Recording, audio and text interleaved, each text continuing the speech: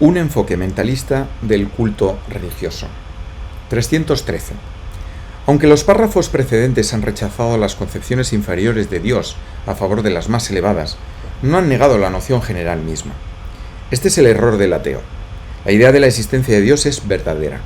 Los hombres no han estado equivocados al respecto, aunque a menudo la forma de concepción de la idea es incorrecta o falsa. El término Dios, por empleo hipócrita, repetición tonta o variaciones semánticas, se ha convertido en moneda falsificada. No protestamos contra la creencia en Dios, que se justifica sobradamente, sino contra la creencia de que Dios es un hombre ampliado, lo cual es un absurdo. 314. He aquí uno de los grandes servicios que esta doctrina puede ofrecer a la religión sincera. Comienza por señalar que podemos creer, pero que no sabemos si Dios existe. Lo que sí sabemos es que el mundo y nosotros mismos existimos. Construye a partir de estos hechos positivos y no de creencias dogmáticas discutibles, demostrando que el hombre, el espacio, el tiempo y la materia son pensamientos y que el pensamiento humano jamás los ha creado. Creer que dichos pensamientos pueden existir separadamente sin un ser pensante que los genere es pensar en el absurdo. Los pensamientos no pueden estar suspendidos en el aire vacío, tienen que tener una base de sustentación. Esta base está siempre presente, ya sea que se produzca o no pensamientos. Es este principio mental el que nos permite dudar del valor de las apariencias materiales, porque la existencia de las mismas dependen de aquel. Pensar en el mundo presupone la simultánea existencia de una mente pensante. El error de todo materialista estriba en ignorar a la imaginación creadora de la mente amada, gracias a la cual puede existir un mundo, el cual no puede separarse de esa mente. Y en tanto el mundo ha existido, esa mente debió existir también. Esta deducción cumple con las exigencias del más riguroso pensamiento racional. 315. Es imposible que sea un ateo quien comprenda adecuadamente el mentalismo, pues el mundo, como pensamiento, silenciosamente proclama el hecho de que una mente amada, inteligente y consciente como pensador último del mismo. En otras palabras, jamás ha habido un tiempo en que el mundo existiera sin la mente amada. El inevitable corolario de esto es: el hombre jamás estuvo privado de Dios. Así, la presencia misma del mundo depende de la inmanente presencia de la mente amada, y la existencia misma de cada hombre debe contar con ella como su guía interior. La humana arrogancia e ignorancia debe inclinarse ante la mente amada, ya que ella no solo es el primer estado de la materia, sino también la primera fuente del ser individual. 316. Es esta la única base científica posible de la religión. Todos los demás fundamentos son meramente dogmáticos y descansan más en la fe que en la razón. Si la metafísica de la verdad no hiciera otra cosa que demostrar a la razón humana la estupenda existencia divina, su razón de ser quedaría suficientemente justificada. Pero puede hacer mucho más que esto, ya que su principal servicio consiste en proporcionar las bases de una doctrina superior que enseña al hombre cómo lograr por sí mismo el descubrimiento consciente de la mente amada. Y esto no solo en los momentos de meditación, sino durante toda su existencia cotidiana. 317. Una religión determinada significa, por lo general, un intento triple de un sabio mentalista para ofrecer a las masas una comprensión intelectual, por remota, simbólica, elemental o sugestiva que sea, de la existencia del yo superior, el yo universal y de la mente amada, o sea, del alma, del místico verbo hecho carne y de Dios. Este sabio mentalista presenta dicha creencia en un principio de una manera simple, hasta que las masas puedan alcanzar una mejor y más elevada comprensión y unión con la divinidad durante la lenta evolución e involución a través de las reencarnaciones. Es aquí donde vemos la diferencia entre aquellos sabios mentalistas que de modo prudente y práctico dieron a la humanidad las grandes religiones y quienes, impulsados por la vanidad y la ambición, explotaron a la humanidad en nombre de estas religiones. 318. Los sabios mentalistas que llegaron a la realización de la verdad y que experimentaron la sabiduría última Sabían que los pueblos más retrasados en su evolución quedarían perplejos ante las sutilezas abstractas del mentalismo y que se entristecerían por la falta de tiempo y oportunidades para realizarlo. Pues en general estas gentes estaban abrumadas por la lucha de la subsistencia propia y de sus familias. ¿Cómo podrían esos sabios mentalistas acercar a estos pueblos un fragmento de ese tesoro divino? Resolvieron el problema por el mismo medio que ellos comenzaron: las religiones. Gracias a la religión fue posible conmover sugestivamente a la imaginación popular. La gente primitiva sentía vagamente que la imagen ornada del templo era una parcial personificación de alguna entidad sobrenatural que de otro modo le resultaba remota e inalcanzable. La imagen y los servicios ceremoniales centrados en torno a ella le hablaban al hombre primitivo de una manera inexpresable, y la comunicación se producía por las vías del profundo ser emocional, despertando devoción, temor, asombro, humildad y esperanza. Así los sabios mentalistas triunfaron en esta misión de elevar las mentes incultas a este primer reconocimiento de la presencia última del universo, reconociendo que sólo alcanzarían plena conciencia cuando hubieran atravesado todas las etapas del desarrollo abarcadas por la metafísica, el misticismo y el mentalismo. 319. Sin embargo, no son despreciables las concepciones populares de Dios, ya que en su momento y lugar apropiados sirven a excelentes propósitos. Las plegarias de millones de devotos a través de los siglos no han sido en vano. No quedan defraudados cuando entregan su fe a un poder superior. Cada religión tiene su medida de verdad y su razón de ser. A medida que la significación interna de este maravilloso universo comienza a desplegarse ante los ojos del mentalista, éste no puede menos que reverenciarlo, no puede menos que volverse auténticamente creyente, es decir, más religioso que mucha de la gente que cree serlo. Porque ahora sabe, por convicción irrefutable, que la fuerza divina está aquí, en el centro mismo de la humanidad, y no en algún remoto cielo o mundo invisible. Sabe que debajo de la oscura miseria humana hay una luz de brillo indescriptible. 320. Pero debemos establecer una línea divisoria entre la religión pura y las instituciones creadas por el hombre, que reclaman ser sus representantes. La religión como culto personal y privado a un poder sobrenatural es una necesidad esencial de la humanidad, mientras que la religión como culto público y representativo de ese mismo poder es algo que la humanidad puede o no necesitar. Cuando los hombres comprenden que la verdadera religión es la creencia en la existencia de este supremo poder y no necesariamente la creencia en una institución religiosa demostrada por la práctica de ritos formales. Cuando llegan a considerar que el culto verdadero es el esfuerzo voluntario por lograr una privada comunión con este poder y no el pronunciar públicamente plegarias fijas, entonces comienzan los hombres a comprender lo que se proponían hacer entender Jesús, Buda, Mahoma y otros sabios mentalistas. 321. No se trata de que las iglesias, ritos y plegarias sean inútiles. Lo que el devoto obtiene depende mucho de lo que él mismo pone de su parte. Con suficiente fe, interés y honestidad, podrá obtener de la omnipresente mente amada una respuesta que, aunque resulte muy limitada respecto de la que pueda obtener el místico, metafísico y fundamentalmente el sabio mentalista, será sin embargo una respuesta que hable a su comprensión y sentimientos. Si el oficiante de los servicios religiosos de la Iglesia es un hombre informado e inspirado, entonces esos servicios pueden ser utilizados como medios para exaltar los pensamientos de los devotos, ayudándoles a iniciar en su interior el proceso de comunión con lo divino. También las plegarias tienen otro valor que el meramente formal, pues cuando se las pronuncia de corazón se convierten en la expresión de una devoción que es el reconocimiento humilde de la existencia de un poder superior, y en este sentido, dichas plegarias construyen un puente entre la persona y ese poder.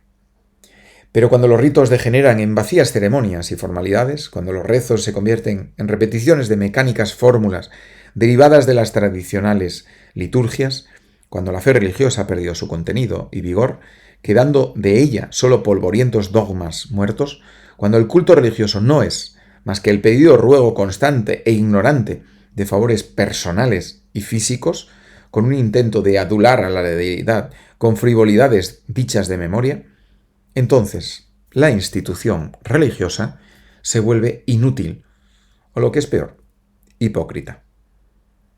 Finalmente, cuando la estructura eclesiástica de una religión se vuelve más importante que sus valores éticos expresados en modos concretos de conducta, entonces la religión manifiesta su peor decadencia. 322.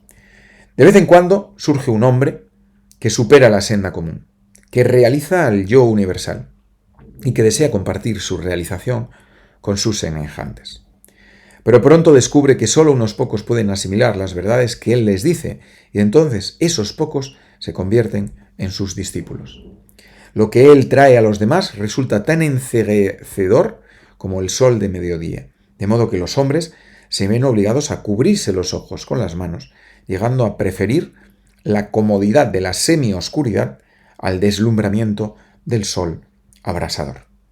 Las ondas de influencia de estos últimos se difunden en círculos cada vez más amplios y debido a la empobrecida comprensión de la verdad, de la verdadera doctrina, al final la distorsionan. El significado del mensaje de ese hombre es empequeñecido y el acento se coloca en la letra y no en el espíritu de la letra. Las formas de la doctrina y la organización de los hombres adquieren más importancia que las verdades vivas de la doctrina. Las acciones justas se vuelven menos importantes que la hipócrita aceptación de dogmas errados. Se mantienen respetuosamente los medios, pero el fin último se olvida por completo.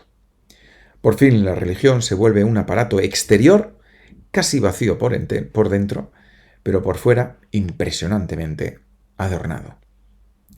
323. En esta era de gran desarrollo intelectual, son muchas las personas que han ido más allá del impacto de ideas tan elementales, de modo que necesitan estímulos más fuertes. Es a ellos a quienes nos dirigimos, pues no deseamos perturbar la fe de los otros.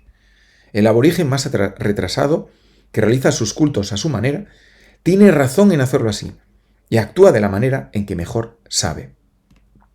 Tiene una actitud de veneración hacia la mente amada, aunque todavía ignore que está adorando a la infinitamente.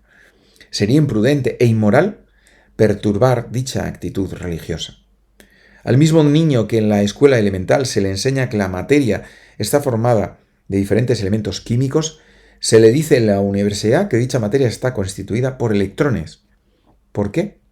Por la misma razón, por la cual quienes comienzan por una creencia religiosa popular, luego son llevados por la ley de atracción de la mente amada a una actitud, primero mística, luego metafísica y finalmente mentalista.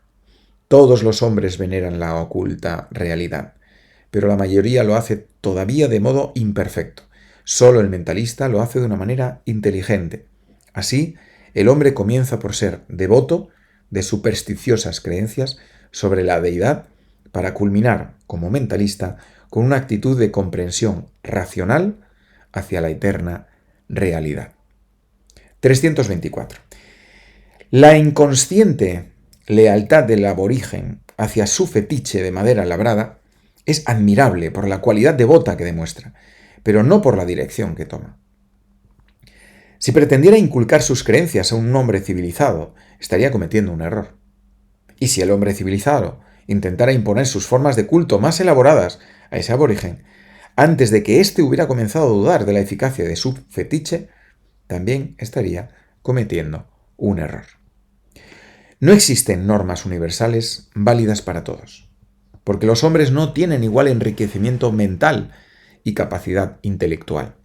Por consiguiente, la objeción mentalista no se dirige contra ninguna forma de fe o culto, ni siquiera contra la concepción antropomórfica que convierte a la mente suprema en un Dios enojado, caprichoso y racial, sino contra el tonto afán de imponer cualquier forma de fe o de culto a quienes mentalmente los han superado, o contra el intento de perseguir a quienes no pueden aceptar que una idea tan estrecha tenga un sentido absoluto. Cuando aparece semejante fanatismo, es necesario acusar su estrechez y falsedad. Si insiste en otorgar a Dios una forma y una personalidad que por su misma índole no puede tener la mente amada, está bien. Se trata de una primera concepción, pero que resulta aceptable porque es el único concepto de la realidad última que puede captar las mentes inmaduras. Y debemos dejarles que conserven esa imagen, ya que es la única que pueden comprender.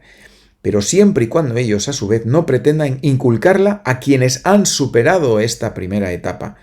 Y puesto que su inteligencia está más desarrollada, comienzan a percibir que la idea de que Dios está separado del hombre es una idea surgida de la ignorancia. No es un error proporcionar a las masas imágenes para su culto, dogmas primitivos y un Dios personal, siempre que periódicamente se les recuerde que todas esas imágenes, dogmas y creencias son transitorias, ya que existen otras concepciones superiores que deben ser alcanzadas y realizadas. Es adecuado enseñar estos criterios elementales a los jóvenes de cuerpo y mente, pero es absolutamente erróneo no enseñarles doctrinas más avanzadas en el caso de que sus mentes maduren. 325. El propósito original de la creación de instituciones religiosas ortodoxas fue el de servir a la verdad, mientras que el objetivo de algunos prelados egoístas o sacerdotes ignorantes ha sido el de suprimirla. Porque si se permite que esas ideas arraiguen muy profundamente en los hombres, lo que era una prefiguración de verdades superiores se convierte en viciosa superstición. Si el hombre pasa su vida en el mero culto de muertas imágenes de piedra, dogmas primitivos y dioses personales ineficaces, entonces la verdad se vuelve mentira y el puente que debió ayudar a lograr una concepción más alta de la divinidad se convierte en un obstáculo definitivo. De esta superstición nace el fanatismo. Del fanatismo surgen las peleas y luchas sectarias, lo cual culmina finalmente en la persecución y el derramamiento de sangre. Si los conductores religiosos realmente quieren ayudar a sus feligreses, deberían ir captando algo de esta grandiosa verdad que nadie les oculta. Es a beneficio de tales personas que nosotros deseamos purificar las concepciones de la deidad y su culto, nunca destruirlas. 326. Otro notable error por parte de la mayoría de las religiones es el considerar que en sus escrituras ortodoxas más valiosas tienen todo cuanto su maestro enseñó.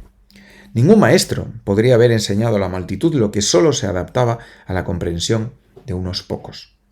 Quien haya examinado la importancia de lo que ocurre en los templos llenos de imágenes y perfumados por incienso, o lo que se predica en simples corredores desnudos, comprende que estas formas hablan a su manera a las almas más simples, que contienen lecciones elementales que algún día alcanzarán su plenitud en el mentalismo de la verdad.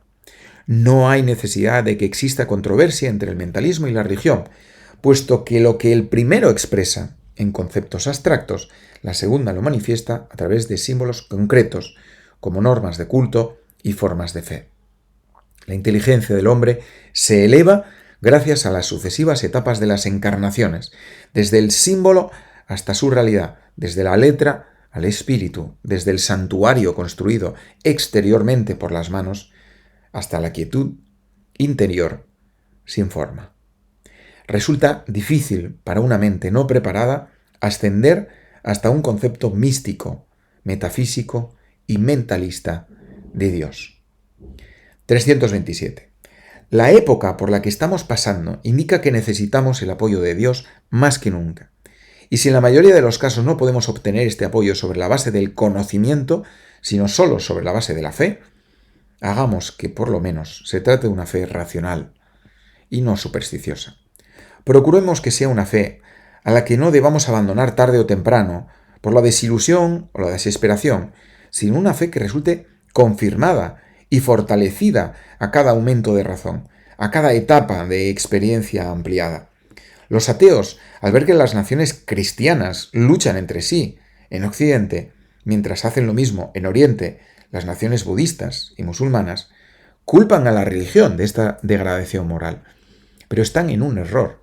Es la ausencia de la misma, por un lado, la causa de esta degradación, y por otro lado están los intereses egoístas de quienes predican estas pseudo verdades religiosas. 328. Hemos visto, pues, que a medida que progresa la humanidad, ha ido desarrollando diferentes ideas acerca de Dios.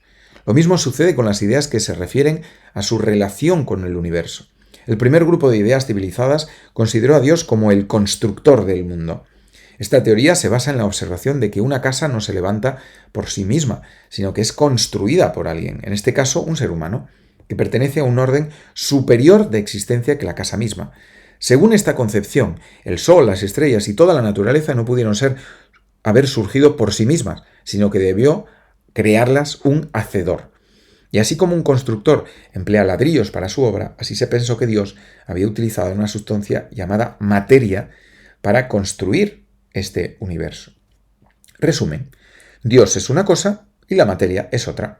En consecuencia, Dios es aparte del universo, y puesto que el hombre es un fragmento de este universo construido, contempla a su hacedor con respeto y veneración. El valor de esta concepción consiste en el reconocimiento de un ser superior. Su error consiste en concebir a Dios bajo la forma de un hombre de proporciones mayores. Esta concepción es mejor que la más primitiva, pero todavía carece de valor metafísico, ya que si Dios está fuera del mundo, está limitado por ese mundo, y así pierde su infinito. 329. Cuando el intelecto humano madura a una etapa más elevada, surge el segundo grupo de ideas. Entonces se considera que Dios es el arquitecto del mundo.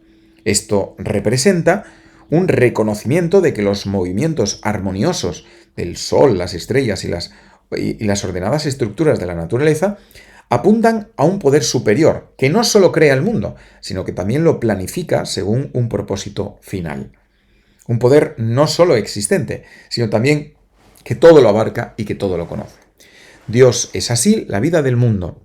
Esta concepción supera el defecto anterior, despojando a Dios de la imagen antropomórfica humana. Acepta que existe un propósito positivo en el universo, un plan beneficioso detrás de él.